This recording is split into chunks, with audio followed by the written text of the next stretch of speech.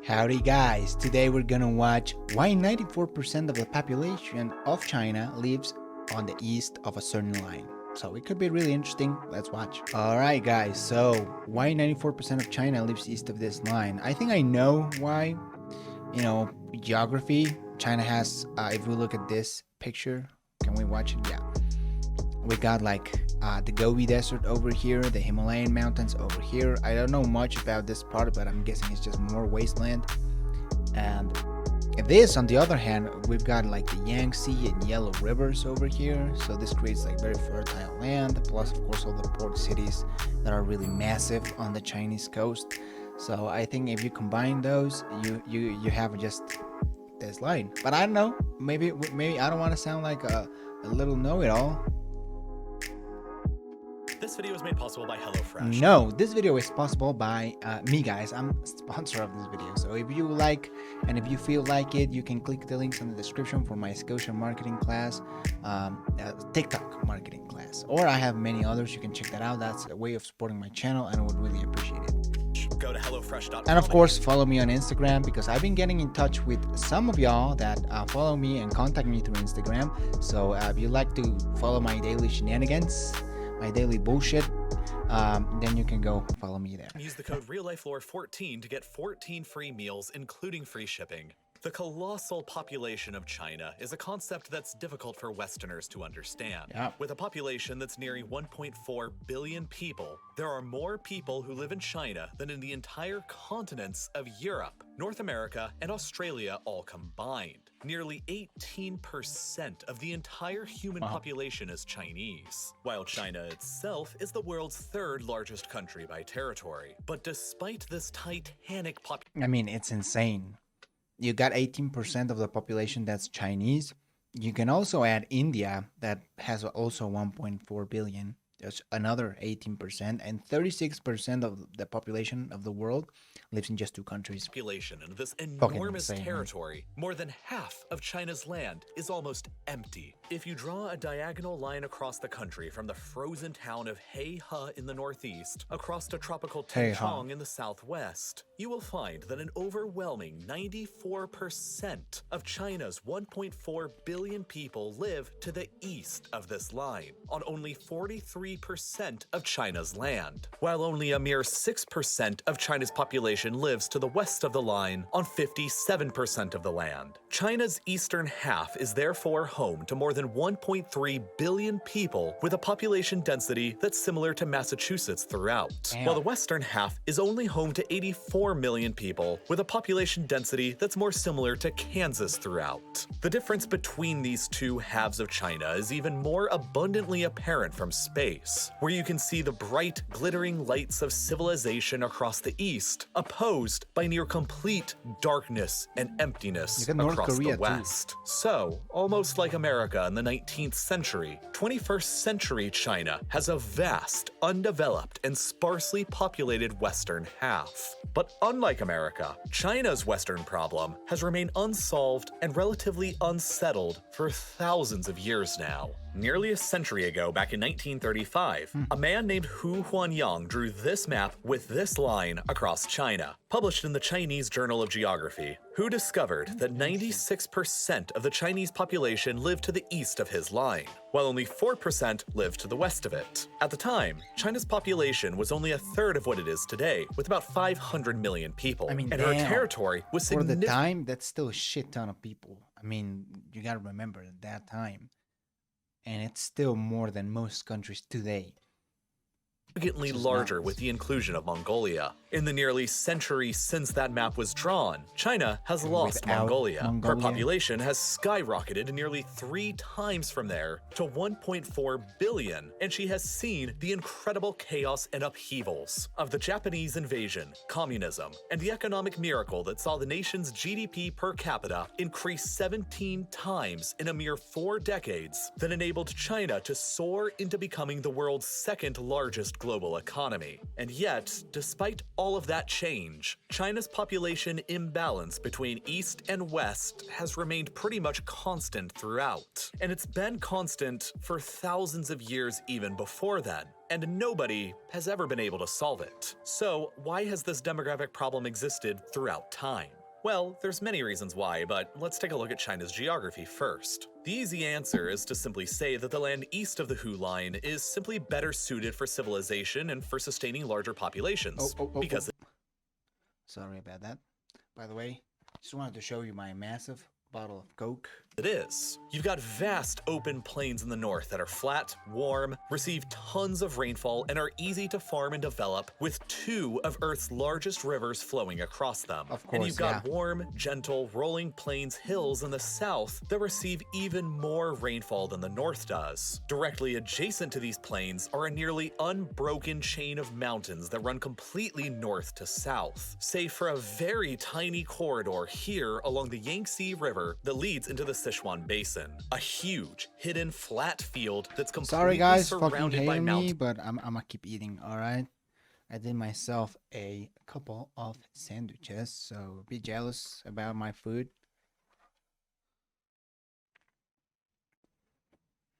It's good stuff, man. On all sides and separated by them from the rest of China's flat plain lands. Unsurprisingly, when looking at a side-by-side map of China's terrain and China's population density, the flatlands of the north, south, and the Sichuan Basin in the center are where nearly the entirety of China's population resides. Pretty much. Because flat plains and basins are where it's naturally the easiest to build farms, develop cities, and grow populations on that eventually evolve into civilizations, kingdoms, and empires. The simple reality is that the plains and this is not something new. No, this is not only that only happens in China. Let me give the example of Mexico. The Central Valley in Mexico is where pretty much most of the population lives. You know, despite a few spots here and there. But you could say like a fourth or a third of the population lives like on the metropolitan area of Mexico City, and that's because it's something like this. It's very flat. There's arable land. There are lakes and rivers, food, water. So you got all that covered. There's mountains on the north, and then deserts, and then jungles to the south. So there's not a whole lot of expansion room, really. And again, I think in America it's pretty much the same. Look at the least populated states, and they have like heavy forests or like deserts, and the most populated ones are that have the better weather. Let's look at California, for example, and even Texas. That's very humid as fuck, but flatlands to the east of the line are some of the greatest and richest agricultural land that's found anywhere on the planet, while the land to the west of the line is literally the most inhospitable and hostile environment found anywhere on the planet outside of Antarctica or Greenland. In some places, this area is even more hostile to human life than the Sahara Desert. The land here is entirely covered with high mountains and vast dry deserts, which aren't exactly the most fruitful lands for developing civilization upon to begin with, but their environments are even worse than what it seems. The massive Himalayas in the south are the highest mountain chain in the world, and they cast a literal shadow that extends well across the Tibetan Plateau, Gobi, and Taklamakan deserts that blocks all of these regions from receiving the substantial amounts of rainfall that China's east receives. Air with clouds full of rain bring wet monsoons from the Indian Ocean that dump enormous amounts of water across India, Bangladesh, and Myanmar, but the high mountains of the Himalayas block these clouds from climbing above and beyond them like a harsh weather border wall. Thus, rainfall rarely ever gets through, and it makes the areas beyond some of the driest found anywhere on the planet, which makes traditional agriculture across the plateau and the deserts impossible. And if it wasn't for the lack of rainfall making civilization impossible, it would be the temperatures. The long-range shadow cast by the Himalayas is what created both the Taklamakan and Gobi deserts. But their locations so close to Siberia leads to wild temperature variations. Harsh, cold winds blowing in from the Arctic can send temperatures in the deserts during wintertime plunging to as low as -40 Celsius. And during the summertime, they can skyrocket up to as high as 45 Celsius. You know, I'm an idiot when it comes to the weather. But is it normal? I know that deserts get really cold in night or winter seasons. Like deserts are incredibly cold. We know deserts are as regularly hot, but at night it gets really cold. Like I know that. But does it get that cold? Is it normal, or is it just something exclusively to China's deserts? Because I don't see, you don't see a lot of deserts with snow, or maybe I'm wrong. I'm an idiot when it comes to the weather, dude. Temperatures within the deserts can literally change by as much as 35 degrees Celsius within just a single 24-hour period. Wow. And to make matters even worse, the deserts are expanding. Just like the nomadic conquerors who have come roaring out from these lands for thousands of years to conquer and pillage China's agricultural land, the sands of the deserts themselves are now taking their own turn at a rate of nearly 3,600 square kilometers every single year. What that means is that roughly every decade, the sands of the Gobi alone are conquering nearly one Taiwan worth of agricultural land from China. The nearby Taklamakan Desert is located within an area known as the Tarim Basin, with brutal temperatures during both summer and winter, while also being almost entirely absent of water and surrounded by high mountains on all sides. This region is not only incredibly difficult to reach, but it's incredibly difficult to survive in once you even get there. As a result, the Tarim Basin is believed to have been the final place on the entire Asian continent that was settled by humans, potentially only as recently as about 1800 BCE, many centuries after the ancient Egyptians constructed the Great Pyramid at Giza. As a result of this terrible geography, the lands west of the Hu Line within China have pretty much always been essentially a barren wasteland hostile to nearly all human life that's never been able to support much more than nomadic herders, while the land east of the line became the birthplace and cradle of Chinese civilization. And where there are people, more will follow and follow. Guys, really, I just hope that you support my channel because this video is gonna get copyright claim. Like, I'm already seeing it. Throughout time. So that's the reason why throughout the eons, China's confounding population disparity has persisted. But all of that kind of begs another question. If more than half of China's land is so worthless, why does China even control all of it in the first place? The answer is largely because the land isn't really so worthless as it may seem from only looking at one single kind of map. To start with, Tibet might only have I have two theories. One is water or control to the rivers. For example, and we can see here, a lot of these rivers end up in Asia, like India or Bangladesh. But they start in China, and I guess they want to control that. Plus Tibet and the Himalayan mountains, there's a lot of fresh water there, a lot of glaciers. That's one. And two, I'm guessing, and this is more of a historical guess, just to keep or try to keep invaders out, because if they have to cross a fucking desert to get to your population centers, then, they might think about it. We have a population of less than 4 million people, but it's not the people that's important here to China. It's the water and the location. Owing to the high elevation that towers above the rest of the world, Tibet is home to tens of thousands of glaciers that collectively contain the world's third largest storage site of fresh water after Antarctica and Greenland. This has led many to label Tibet as the third pole of the Earth. But it's not just glaciers. Tibet is also referred to as the water tower of Asia because many of the world's largest rivers begin across the plateau, including both the Yellow and Yangtze, Indus, Mekong, Brahmaputra, and Gangara rivers. What the fuck? What was that pronunciation, bro? Yellow and Yangtze, Indus, Mekong, Brahmaputra, and the Brahmaputra. Gangara rivers. These rivers flow from the almost uninhabited and uninhabitable Tibetan plateau down to support hundreds of millions of people downstream across Pakistan, India, Nepal, Bangladesh, Myanmar, Thailand, Cambodia, Laos, Vietnam, and, of course, China itself. No shit. The control of Tibet means that's water for billions of people. the control of the sources for all of these rivers. And that means the control of the drinking water for hundreds of millions of people that billions. powers the civilizations from India to China. Therefore, from the Chinese perspective, in order to ensure a continuous and uninterrupted supply of water to her two most critically important rivers, and to control the world's third largest source of fresh water to secure a future where fresh water may be more difficult to come by, the control of Tibet is an imperative policy to guarantee future security of the state, regardless of the optics that an invasion and occupation of the territory has had for decades now. That explains Tibet fairly well. But what about the vast deserts of the Northwest? Chinese civilizations have sought to dominate these inhospitable lands for thousands of years now for two massively important reasons: the presence of nomads who liked to raid China's prosperous core in the east, and lucrative trade flowing to the west. First of all, China's geography around her rich eastern plains that constitute her core largely guarantees easy security from invaders in nearly every direction. To the east and the south is the ocean, while to the west and northwest are the inhospitable mountains and deserts that stretch for thousands of kilometers. There are only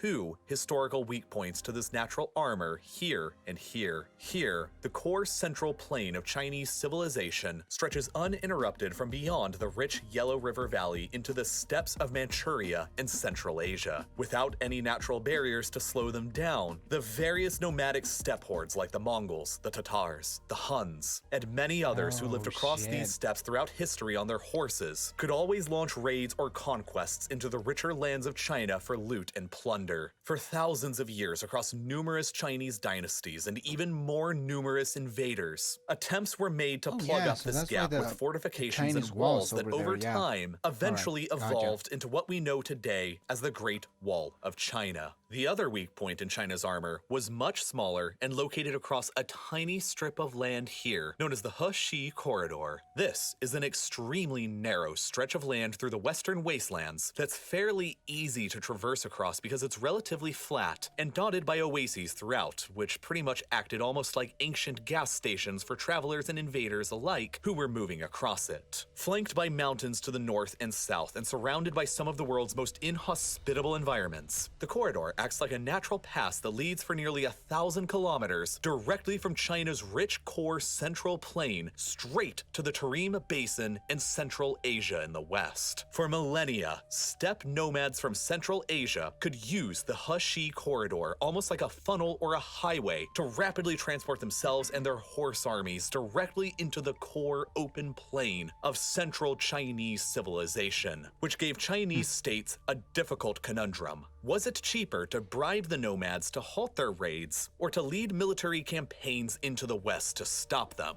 During the Tang dynasty of the 7th century, they decided that military campaigns were cheaper, and through numerous invasions and conquests, expanded Tang Chinese dominion across the corridor and deep into the Tarim Basin, with the objectives of subduing and neutralizing the nomads, and of securing the vital Silk Road trade route. Along with being a highway for invaders across both directions, the He Corridor served as a vital transportation route for trade caravans and merchants, and was the most important trade route in northwest China. Across this route, traders were linked directly between the rich industrial and agricultural heartland of China and the Islamic civilizations of Central and Western Asia, which from there linked directly to the civilizations of Europe. Trade across the corridor made China rich, while bandit raids upon it from the surrounding wastelands interrupted that wealth. And so, in order to ensure that the trade continued to flow reliably and to halt the incursions of nomads, China steadily expanded her dominion across it and towards the west. It also doesn't hurt that today, the area around the Tarim Basin is pretty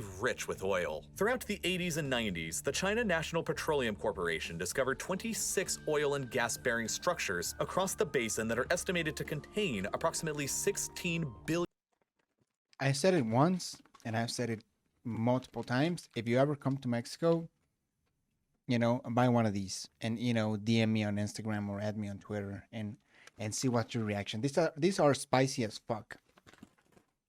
Billion tons of oil and gas reserves. Today, the basin supplies more than a fifth of China's oil supply and is by far the most significant energy base that China possesses. So those are the many reasons why, over the past many thousands of years, Chinese civilization has come to expand from her cradle in the east across the more inhospitable wastelands of the west. But there's another factor that the Hu line divides China by: ethnicity. Overall, China is largely very ethnically homogenous, with more than 92% of the population being Han Chinese. However, nearly the entirety of the Han Chinese population lives to the east of the Hu line, while the vast majority of the remaining 8% that make up China's various ethnic minorities live to the west of the line, largely in the wastelands, including the Tibetans in the southwest and the Uyghurs around the Tarim Basin in the northwest.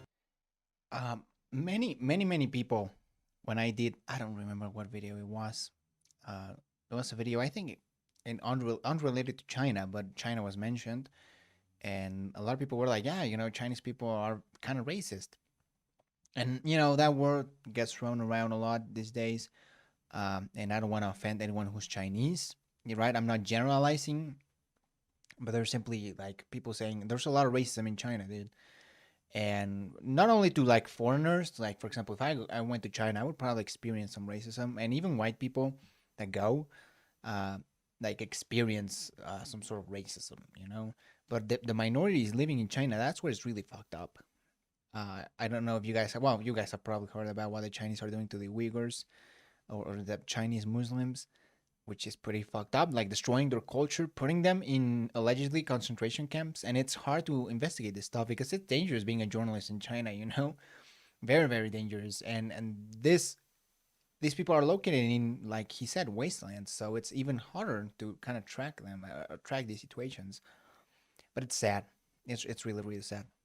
GDP per capita is 15% lower on average to the west of the line amongst China's ethnic minorities than it is to the more 15%. industrialized east among the ethnic Han. These are largely the reasons why all of China simply consists of a single gigantic time zone, the single widest and largest in the world, which dictates that the time from Manchuria to the border of Afghanistan is all one and the same. Because to Beijing, the 1.3 billion ethnic Han Chinese, who largely live across the same natural time zone in the industrialized East, are more important than the 84 million mostly non-Han Chinese who live across the sparse and wider West. All of this, however, poses a serious internal problem for the Chinese state to cope with. Since they are culturally and economically separated from the East, and even separated by literal time, the Tibetans and the Uyghurs have each sustained widespread opposition to China's centralized authority back in the East. And China often responds to this opposition with harsh and heavy repression. For thousands of years, China has enacted its own version of westward expansion and manifest destiny across the central highlands and deserts of Asia. And now, in the modern age, millions of Han are moving from the east and settling the west across the Hu line. In the name of economic development, China is aiming to finally develop its western half with the aid of modern technology. But there are extensive fears among the Tibetans, the Uyghurs, and others that their ancient ways of life and even their very cultures are being bulldozed over in the same name of this development. In the end, how much of Western China's culture and diversity will be sacrificed in the age-old thousands years quest of finally developing the West? Nobody knows,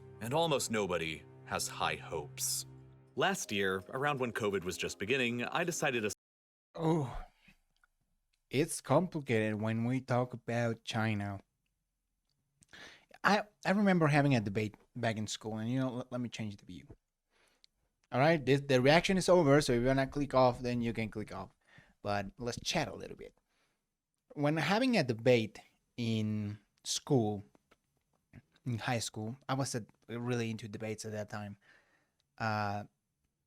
We were talking, is it good that China becomes the new global superpower? And a lot of people at the debate were anti-American or had like an anti-American narrative, and they were mentioning all the bad stuff that the U.S. has done across history and even today, like the foreign interventions, for example, or like the CIA intervening in Latin America, particularly, but across the world. And that was like, yeah, maybe it's good that we have a change. My personal opinion at the time, and I keep this position, is, the U.S. has done some bad shit, but China is 10 times worse. I mean, there's not even a comparison. to the two countries. You can't even compare them on the same level. China is truly authoritarian. They love censorship. In America, you might feel free to say almost anything. Maybe not everything, but you feel free to say pretty much everything that's on your mind. In China, you can't. The state is always 24/7 on you, on your phone, facial recognition on the streets. I mean, it's insane.